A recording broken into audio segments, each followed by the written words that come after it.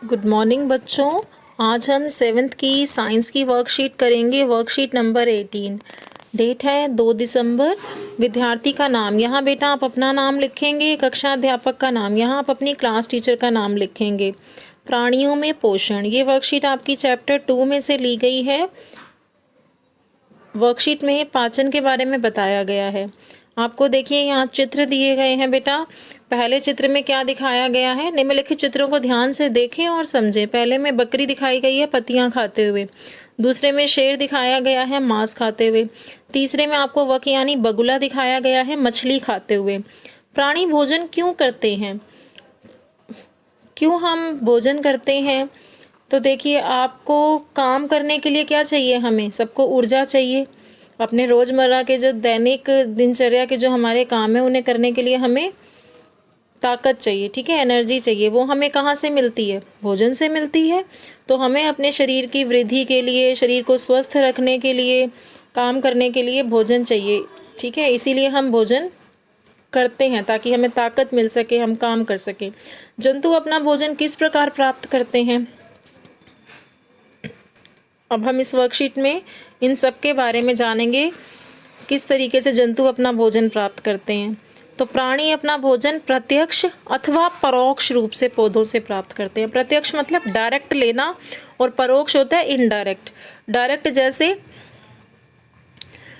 जैसे बकरी जो है वो पत्तियां खा रही है, तो डायरेक्ट ही वो पौधे से अपना भोजन ले रही है, ठीक है। और परोक्ष रूप से यानी इनडायरेक्ट रूप से हम पौधों से प्राप्त करते हैं। जैसे कुछ प्राणी सीधे ही पौधों का भक्षण करते हैं, सीधे ही पौधों को खाते हैं। बकरी है, गाय है, हिरण है, ये सीधे ही पौधों को खाते हैं। इन्हें हम क्या कह देते हैं? शाकाहारी। जबकि कई अन्य उन जंतुओं को अपना आहार बनाते हैं जो पौधे खाते हैं। जैसे बकरी पत्तियां खाती है और शेर बकरी को खाता है, तो शेर क्या है? मांसाहारी। तो शेर जो है, शेर जैसे जो और जंतु हैं, उन जंतुओं को ये अपना आहार बनाते हैं जो जंतु पौधे खाते हैं। बकरी क्या खा रही थी? पत्तियों को खा रही थी बकरी, ठीक है। और बकरी को कौन खा रहा है? शेर। तो शेर क्या है? मांसाहारी। बकरी क्या थी? शाकाहारी। कुछ जंतु पौधे और जंतु दोनों को ही खाते हैं। कुछ पौधे भी खाते हैं और जंतुओं को भी खाते हैं। तो जो पौधे भी ले और जंतुओं को भी ले वो क्या कहलाते हैं? सर्वाहारी, ठीक है। मानव सहित सभी जीवों को वृद्धि करने, शरीर को स्वस्थ एवं गतिशील बनाए रखने के लिए खाद्य पदार्थों की आवश्यकता होती है। ये हम पहले ही पढ़ चुके हैं कि सभी मनुष्यों को, जीवों को वृद्धि करने के लिए, बढ़ने के लिए, शरीर को स्वस्थ रखने के लिए और गतिशील बनाए रखने के लिए भोजन की, खाद्य पदार्थों की आवश्यकता होती है। प्राणियों के पोषण में पोषक तत्वों की आवश्यकता, आहार के अंतःग्रहण, भोजन ग्रहण करने की विधि और शरीर में इसके उपयोग की विधि भी सम्मिलित है। प्राणियों के पोषण में क्या है? हमें पोषक तत्वों की आवश्यकता होती है, पोषक तत्व जरूरी हैं। तो प्राणियों के पोषण में इन सब की बात की जाती है, पोषक तत्वों की आवश्यकता के बारे में।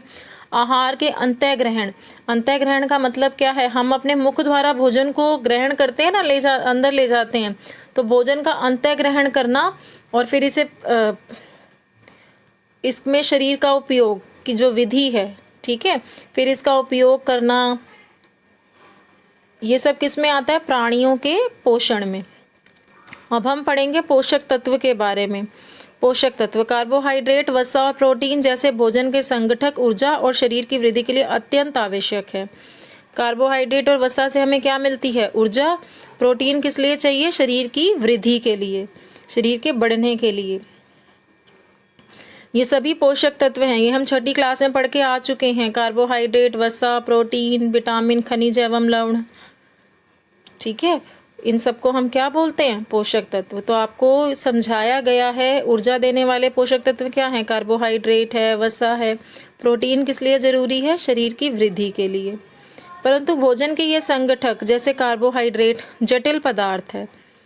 जो भोजन कार्बोहाइड्रेट की फॉर्म में जो है, ये जटिल पदार्थ है।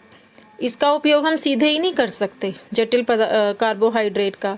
इसको सरल पदार्थों में विखंडन यानी कि टूटना, सरल पदार्थों में कार्बोहाइड्रेट टूटता है। जटिल खाद्य पदार्थों का सरल पदार्थों में टूटना ही क्या होता है? ये टूटने की जो प्रक्रिया है यही पाचन कहलाती है। ठीक है, जब ये जटिल पदार्थ सरल पदार्थों में टूटते हैं, यही प्रक्रिया क्या कहलाती है? पाचन। पहला प्रश्न देखते हैं, 3 जीवों का नाम लिखें जो पौधे खाते हैं। तो लिख दो बकरी, गायें और तीसरा लिख दो हिरण। ठीक है, पहले का। दूसरा प्रश्न देखिए, डैश तथा वसा का उपयोग ऊर्जा और प्रोटीन का उपयोग शरीर की डैश के लिए होता है। तो दूसरे के पहले में आप यहाँ क्या लिखेंगे? कार्बोहाइड्रेट।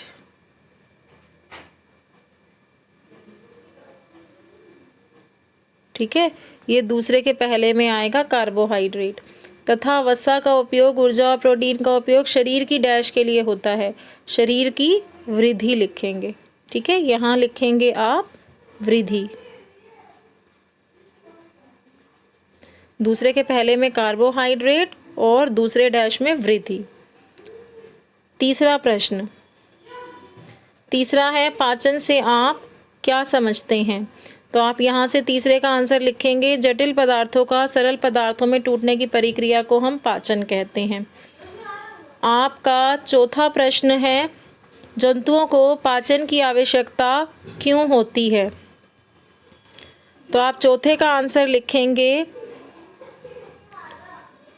जंतुओं को पाचन की आवश्यकता क्यों की जगह आप लिखेंगे इसलिए होती है क्योंकि भोजन के संगठक, ये काट देंगे, जैसे कार्बोहाइड्रेट जटिल पदार्थ है। अनेक जंतु इन जटिल पदार्थों का उपयोग सीधे इसी रूप में नहीं कर सकते, इसलिए उन्हें सरल पदार्थों में विखंडन आवश्यक होता है। ये चौथे के आंसर में आप लिखेंगे। पहले आप प्रश्न में से ही लिखेंगे, जंतुओं को पाचन की आवश्यकता क्यों की जगह लिखेंगे इसलिए होती है क्योंकि भोजन के संगठक, क्योंकि करके आएगा यहाँ पर। ठीक है, क्योंकि भोजन के संगठक जैसे कार्बोहाइड्रेट जटिल पदार्थ है, अनेक जंतु इन जटिल पदार्थों का उपयोग सीधे इसी रूप में नहीं कर सकते, इसलिए इन्हें सरल पदार्थों में विखंडन आवश्यक होता है। अब आप इस वर्कशीट के क्वेश्चन आंसर कर लीजिए। Thank you for watching my video.